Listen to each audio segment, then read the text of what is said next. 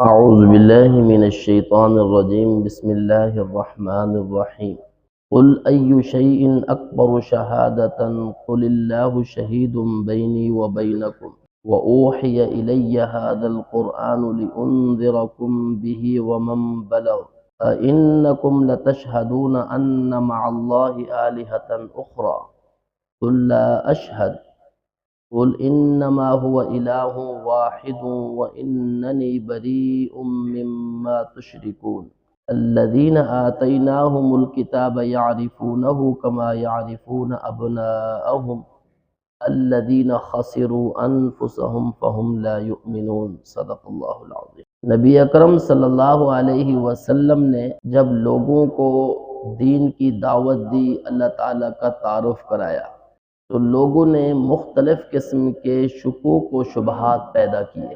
ایک شبہ یہ پیدا کیا، نبی اکرم صلی اللہ علیہ وسلم کے پاس مشرکین کا ایک وفد آیا اور آ کر یہ کہنے لگا کہ ہمیں کیسے پتہ چلے گا کہ آپ اللہ کے پیغمبر ہیں؟ نہ کوئی آپ کا تعارف ہے، نہ کوئی آپ کو جانتا ہے، ہم نے یہود و نصارہ سے بھی تحقیق کی ہے، وہ بھی نہیں جانتے۔ تو اس وقت یہ آیت نازل ہوئی، اللہ تعالیٰ فرما رہے ہیں آپ صلی اللہ علیہ وسلم سے، قل آپ فرما دیجئے، ای شیء اکبر شہادہ، اس سے بڑی گواہی اور کس کی ہو سکتی ہے؟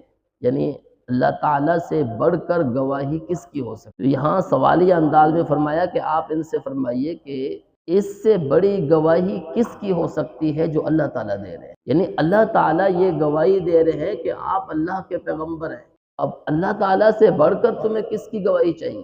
شہید بینی و بینکم، اللہ تعالیٰ میرے درمیان تمہارے درمیان گواہ ہے۔ وَأُوحِيَ إِلَيَّ هَذَا الْقُرْآنِ، اور مجھ پر یہ قرآن وحی کی گئی ہے۔ اب یہ وحی اللہ تعالیٰ کی طرف سے کی گئی۔ لِأُنذِرَكُمْ بِهِ وَمَنْ بَلَغَ، ایک تو میں اس قرآن مجید کے ذریعے ڈراتا ہوں، اور دوسرا یہ قرآن مجید جس تک پہنچتا ہے میں اس کو ڈراتا ہوں، قیامت تک آنے والے ہر بندے کے لیے میں اللہ کا پیغمبر ہوں۔ اِنَّكُمْ لَتَشْهَدُونَ أَنَّ مَعَ اللَّهِ آلِهَةً أُخْرَى، اب گواہی اللہ تعالیٰ نے دے دی ہے کہ رسول اللہ صلی اللہ علیہ وسلم اللہ کے پیغمبر ہیں۔ اللہ تعالیٰ فرماتے ہیں اِنَّكُمْ، کیا تم پھر بھی یہ گواہی دیتے ہو کہ اللہ تعالیٰ کے ساتھ دوسرے معبود بھی ہیں؟ یعنی اللہ تعالیٰ تو یہ گواہی دے رہے ہیں کہ آپ صلی اللہ علیہ وسلم اللہ کے پیغمبر ہیں، اور آپ صلی اللہ علیہ وسلم یہ فرما رہے ہیں کہ اللہ تعالیٰ وحدہ لا شریک ہے، اور تم یہ گواہی دو گے کہ اللہ تعالیٰ کے ساتھ دوسرے پیغمبر ہیں، تو دو تم گواہی، لیکن میں یہ گواہی نہیں دوں گا۔ قل آپ فرما دیجئے، لا اشہد، میں یہ گواہی نہیں دوں گا کہ اللہ تعالیٰ کے ساتھ دوسرے معبود ہیں، میں یہ گواہی دوں گا کہ اللہ تعالیٰ وحدہ لا شریک ہے، اللہ تعالیٰ کا کوئی شریک نہیں۔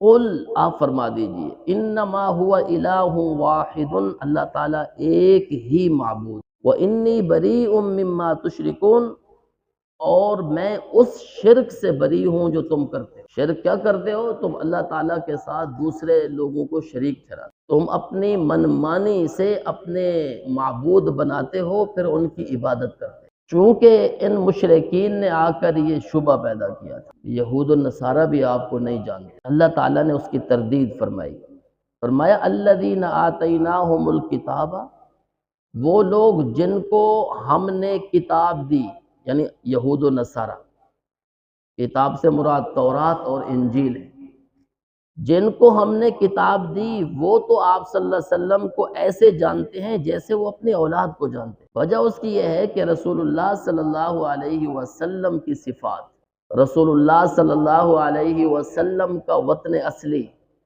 رسول اللہ صلی اللہ علیہ وسلم کی بعثت، رسول اللہ صلی اللہ علیہ وسلم کے صحابہ اور صحابہ کے حالات، یہ تورات اور انجیل میں ہے۔ تورات اور انجیل میں پوری وضاحت کے ساتھ حضرت عبداللہ بن سلام رضی اللہ تعالیٰ عنہ فرماتے تھے، جو کہ یہودیوں کے بہت بڑے عالم تھے، بعد میں مسلمان ہو گئے، وہ کہتے تھے کہ ہم رسول اللہ صلی اللہ علیہ وسلم کو اپنی اولاد سے بھی زیادہ جانتے ہیں۔ وجہ اس کی ہے کہ ہم اپنی اولاد کو تو اپنے وجوہات کی بنا پر جانتے ہیں، اور رسول اللہ صلی اللہ علیہ وسلم کو ہم اس وجہ سے جانتے ہیں کہ ہمیں اللہ تعالیٰ نے بتلایا ہے۔ تو اس وجہ سے ان کا یہ جھوٹ ہے کہ رسول اللہ صلی اللہ علیہ وسلم کو تو یہود و نصارہ بھی نہیں جانتے۔ یہود و نصارہ آپ صلی اللہ علیہ وسلم کو اس طرح جانتے ہیں جس طرح اپنی اولاد کو جانتے ہیں، اور یہاں ذکر فرمایا اولاد کو جانتے ہیں، یعنی یہ نہیں فرمایا کہ اولاد اپنے والدین کو جانتی ہے۔ وجہ اس کی ہے کہ والدین اولاد کو اولاد کی بنسبت زیادہ جانتے ہیں۔ تو اسی طرح یہ یہود و نصارہ رسول اللہ صلی اللہ علیہ وسلم کو اچھی طرح جانتے ہیں، اس لیے کہ تورات اور انجیل کے اندر آپ صلی اللہ علیہ وسلم کی صفات بہت زیادہ ہے، بھری ہوئی ہے تورات۔ آج کل تورات اور انجیل میں رد و بدل کے باوجود بھی رسول اللہ صلی اللہ علیہ وسلم کی صفات ملتی۔ الذین خسروا انفسهم، ہاں یہود و نصارہ کے جاننے کے باوجود اگر پھر بھی وہ آپ صلی اللہ علیہ وسلم کو نہیں مانتے، آپ پر ایمان نہیں لے آتے، تو بہت بڑے خسارے میں۔ یہ ایک علیحدہ بات ہے کہ یہود و نصارہ نے آپ صلی اللہ علیہ وسلم کو پہچانا ہے، مانا نہیں ہے۔ تو اسی طرح یہ مشرکین مکہ بھی اگر پہچاننے سے انکار کر رہے ہیں، وہ تعارف اللہ تعالیٰ نے کرا دیا، اور اگر اس تعارف کے بعد بھی ماننے سے انکار کریں گے تو یہ بھی ویسے ہی گھاٹے اور خسارے میں ہوں گے جیسے یہود و نصارہ گھاٹے اور خسارے۔